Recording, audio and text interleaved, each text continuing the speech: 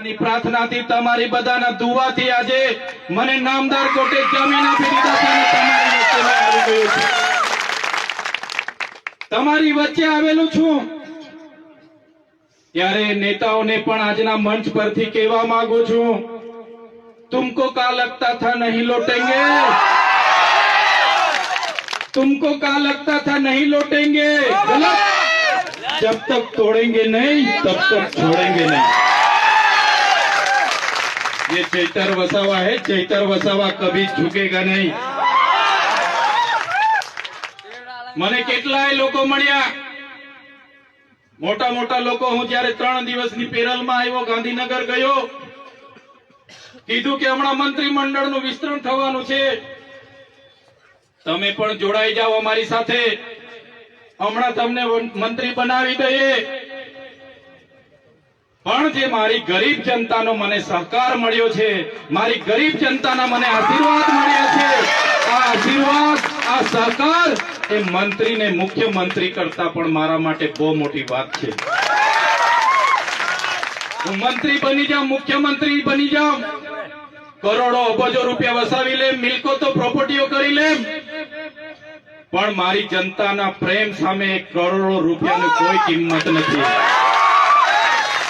આ મારી જનતાનો પ્રેમ છે, અમારા સાથી મિત્રોનો સહકાર છે, અમારા વડીલોની આશીર્વાદ છે, એની સામે મારે મંત્રી પદની કોઈ ગરિમા નથી।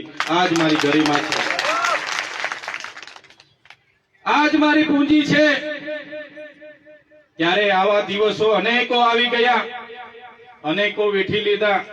નામદાર કોર્ટે શરતોને આધીન જામીન આપ્યા, એમાં ખોટી ખોટી એફિડેવિટો રજૂ કરવામાં આવી, એમાં કહેવામાં આવ્યું આ તો ઝુંઝારો માણસ છે, માથા ભારે માણસ છે, આટલા બધા કેસો થાય છે, આમ થાય છે, તેમ થાય છે। ભાઈ મારે તો કોઈની સાથે જમીનના ઝઘડા નથી, મારા કોઈ 2 નંબરના ધંધા નથી।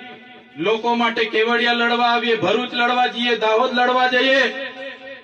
આ સરકારના લોકોને ગમતું નથી, અધિકારીઓને ગમતું નથી, અને મારા પર ખોટા ખોટા કેસો કરીને કેસો વધારતા જાય છે। ત્યારે શરતી જામીનો મને મળી છે, મને કેટલાક અધિકારીઓ રાજી રાજી થાય છે, એના નેતાઓ રાજી રાજી થાય છે, કે છે કે ડેડિયાપાડામાં એમને જવા નથી દેવાના, પ્રતિબંધ છે, આવનારા દિવસોમાં નર્મદામાં પણ જવા નહીં દઈશું, પ્રતિબંધ થઈ જશે। એ નેતાઓને, પોલીસ અધિકારીઓને કહેવા માંગુ છું, આ ચૈતર વસાવા લોકોના દિલમાં રહેશે, ત્યાંથી કાઢી નથી શકવાના। તમે ડેડિયાપાડામાંથી કાઢી નાખશો, તમે નર્મદામાંથી કાઢી નાખશો, અમે તો લોકોના દિલોમાં રહી છે, ત્યાંથી ક્યારેય કાઢી નથી શકવાના। આ લોકોનો પ્રેમ મળ્યો છે, આ લોકોનો સહકાર મળ્યો છે। આજે જ્યારે આ મંચ પર આવ્યા છે, તમારી બધાની હાજરી છે, એ પૂરો વિશ્વાસ સાથે તમને કહીએ છે, પ્રકૃતિને હું પ્રાર્થના કરું છું કે આટલી નાની ઉંમરમાં જે પણ મને આજે મળ્યું છે, ભગવાન ઈશ્વરનો તમારો આભાર માનું છું, પ્રકૃતિનો આભાર માનું છું। મારી ગરીબ જનતા, મારી આદિવાસી જનતા, દલિત જનતા, મારી મહિલાઓ, બહેનો, વડીલોએ મારા પર જે વિશ્વાસ મૂક્યો છે, જે ભરોસો મૂક્યો છે, એના પર ખરા ઉતરવા માટેની પ્રકૃતિ મને શક્તિ આપજો, શક્તિ આપજો મને।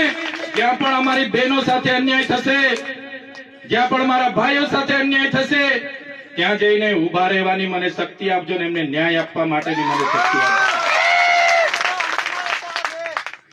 ત્યારે સાથીઓ, હું તો નાનો માણસ છું, તમે જોયું હશે, એક નાનો કેસ થયો, નાનો કેસ થયો એટલે ટેબલ પર જામીન થઈ જાય, મામલતદારમાં જામીન મળી જાય। આ લોકોએ કેવું કાવતરું કર્યું, કેવું આયોજન કર્યું, અને મને 80 દિવસથી વધારે સમય મને જેલમાં રાખ્યો।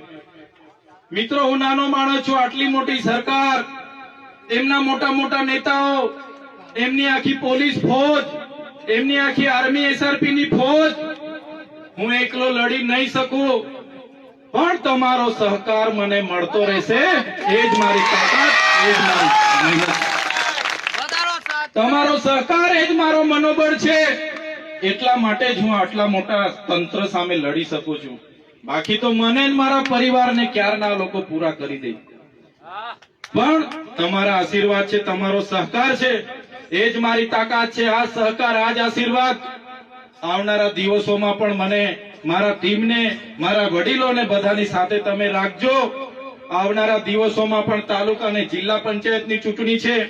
આજે હું એકલો છું, પહોંચી નથી વળતો, ત્યારે મારા યુવાનોને, મારા વડીલોને, મારી મતબેનોને પણ તમને કેમ છું, તમે હવે તૈયાર થઈ જાઓ. તાલુકા પંચાયતમાં લડો, જિલ્લા પંચાયતમાં લડો, સરપંચમાં લડો. આવનારી ધારા